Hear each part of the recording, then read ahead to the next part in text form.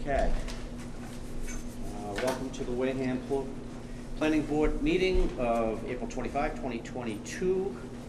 We'll take a roll call. Sam Corbett? Here. Mike Baptiste? Here. Carl Schultz? Here. Mike King, I'm here. Jerry Kirk? Here. Okay, we have 5 members. We have a quorum. Preliminary business. We don't have any preliminary business other than Mr. Titlebaum. Okay, so we are here on the public hearings on zoning articles to have discussion and vote. Article S11, special spring town meeting warrant, rescind. Article 26 of the 2021 annual spring town meeting. Peter Titlebaum to present. Yeah, this is a Board of Selectmen article. It went on the warrant by a 3-to-1 vote. I believe, probably should check the booklet before I say, but I think it was either another 3-to-1 or a 4-to-1 vote to recommend after it was placed on the warrant. And essentially it is to undo what was done last summer. Just to revisit, there was an article presented at that town meeting to create local action units under LIP programs. It dealt with zoning. It dealt with going back into previously subdivided areas to re-subdivide again, to go back in time, and it did pass. The Attorney General ended up approving the bylaw, but she did caution that this did not necessarily mean that it would perform as intended. When the Attorney General reviews a bylaw, all she does is decide whether it violates the state constitution or whether it violates existing state law. She does not review it to see whether it is effective for its purpose or not. That's not within her purview. So she found that it did not violate the state constitution and it did not violate existing state law. But there was suggestions in there that DHCD should be contacted to find out whether, if units were permitted, constructed, and given certificates of occupancy under this, whether they would count on the town's subsidized housing index. And that's the 10% figure, the elusive 10% that we're trying to gain, so that when the big 40B developer comes to town, we can say, none ya, we're good. DHCD came back with multiple problems with it. Town council, and this was after town council advised Director Buckland to reach out to them, say this is what the article is. They went through it. They gave Ken a list of errata, if you will, things that would have to be corrected. There was subsequently a meeting between Ken and town council with the original petitioner, at which time some of these things were discussed. Notwithstanding that I believe you were told during the public hearing on the petitioner's second attempt to fix this that the selectmen wouldn't let her meet with town council. That's not true at all. She was allowed to meet with town council. Ken can attest to that. And rather than wait and maybe get it on the special town meeting warrant, which would require 100 signatures, she just plowed ahead and resubmitted this second attempt, which doesn't address the issues. So we still have the problem where somebody in a couple of the neighborhoods of town could go into inspectional services, say, I want to build a house. And inspectional services would have to grant a building permit. And the house would provide no benefit to the town in the form of an affordable unit. And so, with that in mind, and also the fact that, as we saw before the Board of Selectmen last week, anybody can come in with local action units. We had somebody from down Chapel Lane, Mr. Bosham, come before us. And he's going to go ahead with a local action program and try to put up 6 units. And he came before us, and he asked for sort of our initial blessing so we could go to DHCD and say, well, the selectmen seem interested. Because in order for him to do this, he's got to pay architects, engineers, and all that to go through. Just a quick question. Those local action units don't fall under this article, right? That's just a normal... That's a normal procedure that would happen through sort of getting the assent of the Board of Selectmen, because DHCD requires that. Going and getting a comprehensive permit from the ZBA like any other 40B project, right, and then coming back and having DHCD and the selectmen bless it, and boom, you're done. And he's not going to try and subdivide a 10,000 acre lot into 2 5,000 acre lots. Yeah. Correct. He's not doing that. Exactly. There was some, just in terms of what happened last week, we did get some blowback from one of the residents down there, and we may need to re-put it on the agenda because we didn't identify the property on the agenda. And even though it wasn't a public hearing, still, the public probably had a right to know that it was this area, so that if they were curious, they could watch. So, but that's a technicality. But the point there is, anybody can do this. You don't need to create a special bylaw to do this. And one of the issues DHCD had with it was the bylaw that was passed would effectively cut the selectmen out of the process. Now, I think that was the key objective. yeah, it may well have been. But DHCD ain't buying it. So right now we've got a bylaw on the books where somebody could just go in and do this, get their house, re-subdivide an area that they wouldn't be able to do, get their house and be done with it. So I think we just need to make this go away. That's the purpose. The whole Yeah, bylaw. just get rid of it. It's superfluous because you can do what the bylaw would seek to do in any zoning district or town. Not just one, I think that, I was told Cremisa and Indian Mound would be the only two neighborhoods that would benefit from this. From the bylaw, From the existing bylaw, if it were to work as intended. Swift's Beach and Swift's Neck would benefit as well. Would they as well? Yeah, they would be affected. I don't think it would be a benefit, but Well. they would be affected. Well, by benefit, I mean, you get it built and it counts on the affordable. I'm not talking about a neighborhood benefit here. I mean, obviously in these already dense areas, I'm sure the locals wouldn't be real thrilled with increased density. But that's a separate issue because if somebody does one of these local action things, it could happen that way anyway. None of us are safe from that. Well, they couldn't subdivide the lots without this change in the zoning bylaw. Yeah. So, that's what's before you. So what is, if we already have the bylaw on the books that effectively does what we need it to do, then what's the purpose of the revised bylaw that's being presented? Can I, well, go ahead, Peter, you can answer, and I'll give, from the Affordable Housing Trust, Brenda has presented multiple times, and I have an opinion on the answer to that question. But go ahead, it's your. Well, the property owner who seeks to build something certainly would benefit under the existing bylaw and would continue to benefit should the revised one get passed. But the issue is they're not going to count on the town's subsidized housing index. And Even though it says that it will. right, but DHCD and our planning director say otherwise. And so I just don't see why we need to keep this on the books if it's not going to work.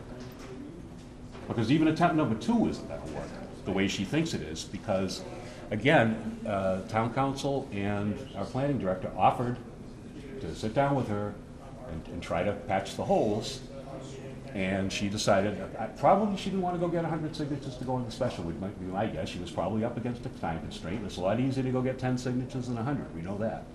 So maybe, I don't know, I can't speak to her decisions on that, but if I had to guess, it would be that. So, Mr. Chairman, you have to go. No, they're still just. Okay. To offer, and Ken has been at some of these affordable housing trust meetings, Brenda has come before us multiple times. And so assuming she could get them to count, notwithstanding the errors, assuming she's trying to create more opportunities for places in town that are not large developments. So she's identified that there are some historical properties in the 2 neighborhoods that Peter identified, as well as the Swift Beach area, that prior to 1971, there was a zoning change where lots were combined. So there were 5,000 acre lots in all of these areas, and then that zoning got changed. They were grandfathered, but also some lots were put together to create larger pieces of property. This new bylaw does one thing, allows those people to subdivide those lots again into 5,000 acre lots, and then build on those 5,000 acre lots. They would have to be designated as affordable. But it doesn't mean that they'll be accepted. Well, I'm assuming that it achieves the objective, so that's what she was trying. So that gives us more space where that would give individual property owners an incentive to build affordable housing units. I think there's a lot of other issues with that. Peter talked about the density. You take some of these properties and some of these already very dense areas. There's not enough parking already. There's not enough. You have to deal with sewer. The roads are very narrow. Those are other issues. I'll speak to that in a minute. I've had concerns about this issue that I've shared with the applicant for the proposal. The other thing she did was allow the conversion of illegal in-law apartments to count as affordable units. That's another change that she's going to, or this bylaw proposes or allows now. You can convert an illegal in-law apartment into a legal unit, and well, as long as it's designated as affordable. So that's another change that the local action unit process would not allow. So we could discuss. I wasn't a member of the board last year when you guys considered that, but I have many concerns. There's no, in the current law, which is in place, again, not worrying about none of the DACD concerns. There's no administration, record keeping provisions for how do we keep track of this, who's going to review that the lots were properly subdivided, and I won't, well, I'm not going to say that. So there's a whole lot of administrative issues that haven't been dealt with beyond concerns that you might have with. So does the revision propose a new layer of No, bureaucracy? does not address any of the administrative concerns at all. It only attempted to address the issues with getting DACD to approve for these units. So if this goes through, then who becomes responsible for that?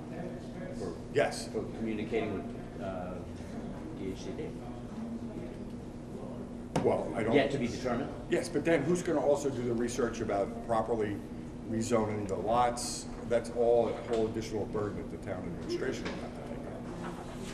So it ends up creating another layer of We bureaucracy. need a housing planner if we're gonna do that. There's right, and staff. Yeah. And staff, right. And So you're so- looking at multiple added employees Or something. to administer and Okay, and oversee just this. between you and me, Brenda has petitioned Derek to be the person who does that.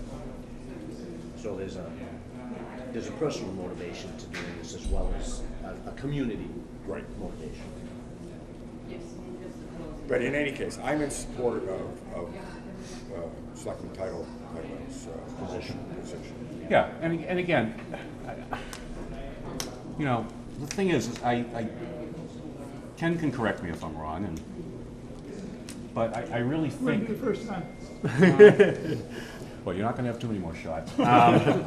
But anyway, you know, I just don't understand why you couldn't go through a variance process to do something similar.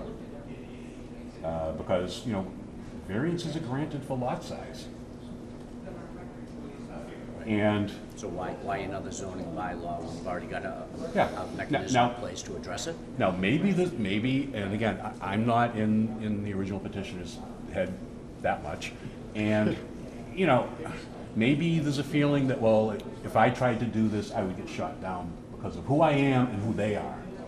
But I got to tell you, the chairman of the ZBA,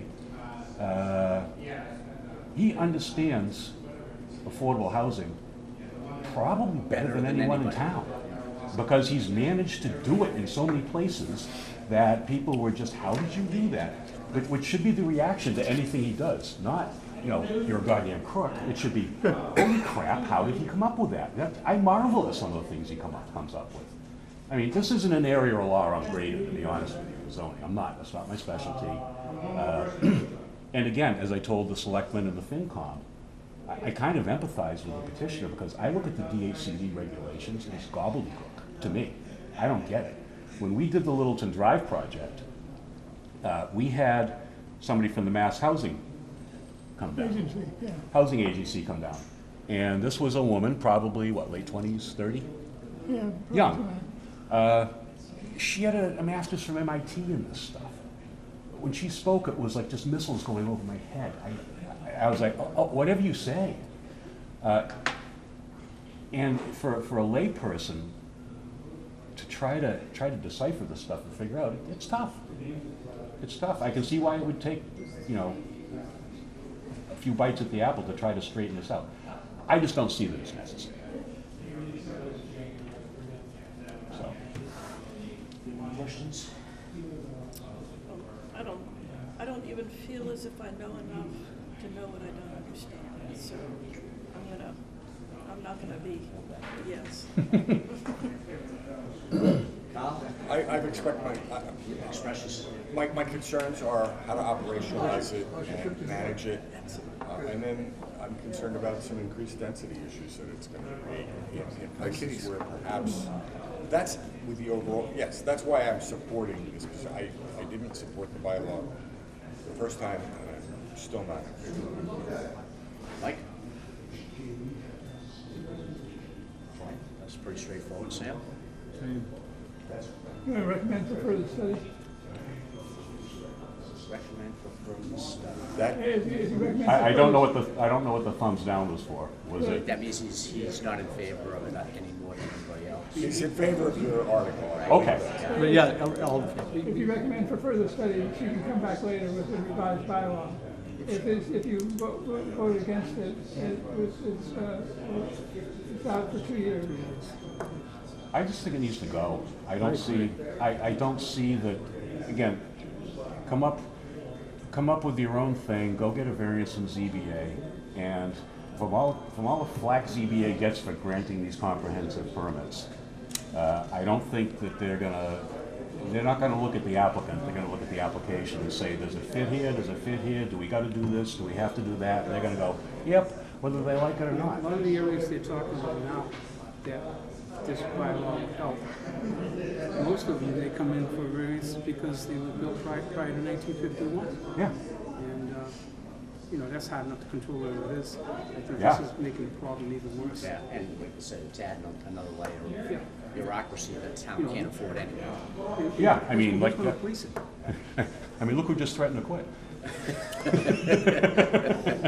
You leaving?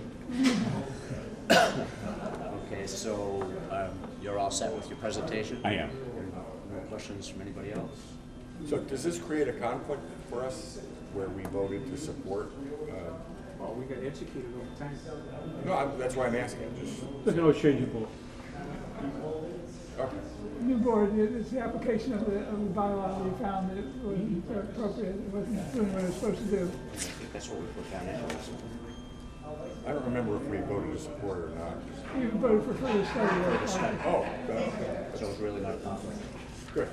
Well, I like being consistent. Yeah, I agree. as I understand it procedurally, this isn't the special town meeting warrant, so unless the second attempt from the petitioner comes up before, No, it'll come up, it should come up after the way. presumably, yeah, but with the lottery system, you never quite know. No, except special town meeting will close before we open. Right. So if that's the case, then the bylaw is off the books and there's nothing to amend under the petition article. So you want to recommend this bylaw change?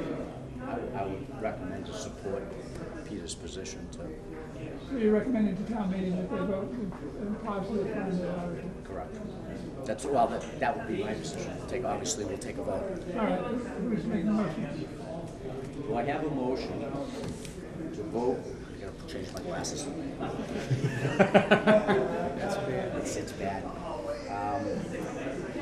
So I'd entertain a motion to vote on the Article S11 special town meeting warrant to rescind Article 26 of the 2021 annual spring town meeting.